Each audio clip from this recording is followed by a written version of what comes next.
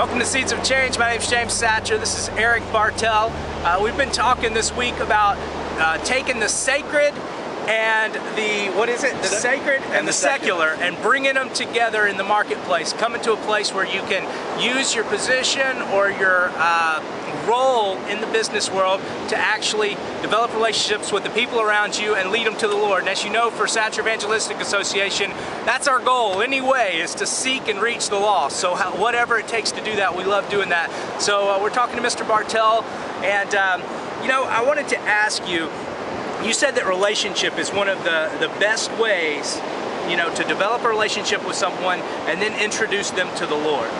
And I have a pastor, Kenneth Hagin. He says this. He says that when the natural and the supernatural come together, it makes an explosive force for God. It does. It's a strong thing. So what would you say? Are there any times, or just a story you'd like to tell us about a time where you were talking to a businessman or a person at your work, or just God really came through for you? I've got a great illustration. I have a customer of mine that I've had for probably 5 or 6 years, and we've actually become very good friends. And for several years, I took him to the Daytona International Speedway as a guest on business outings to go to the races.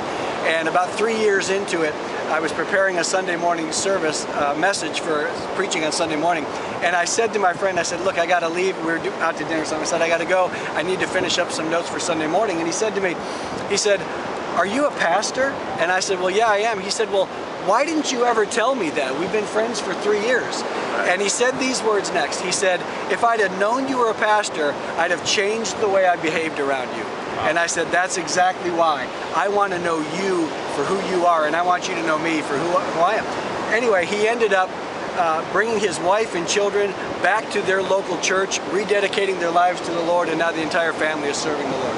Wow, the power of a good example. Sometimes we go through our life every single day and we just don't realize how many people we're affecting. Here's somebody just doing their thing, serving the Lord and working at their job, and here through his example, this man was convicted. I mean, really, that's conviction if he says, oh, I would have lived differently. Right. And it's kind of funny he says that because, the reason why they should live differently is because of the Holy Ghost. It's because of Jesus, But of course, trying to do that just with outside is not going to work. There's got to be a change on the inside.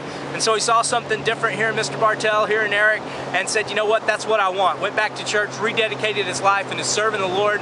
I challenge you to be thinking and even praying, if there's somebody like that in your life that you would love to make a difference in, and say, Lord, is there somebody that I need to be a little bit bolder in sharing the gospel with, in sharing what God's doing in my life? Is there anything that I could do? And if not, just say, Lord, I just trust in you to bring about the opportunities to be a witness to the people around me. A good example is a powerful witness to those around you. Thanks for tuning in. I look forward to seeing you tomorrow.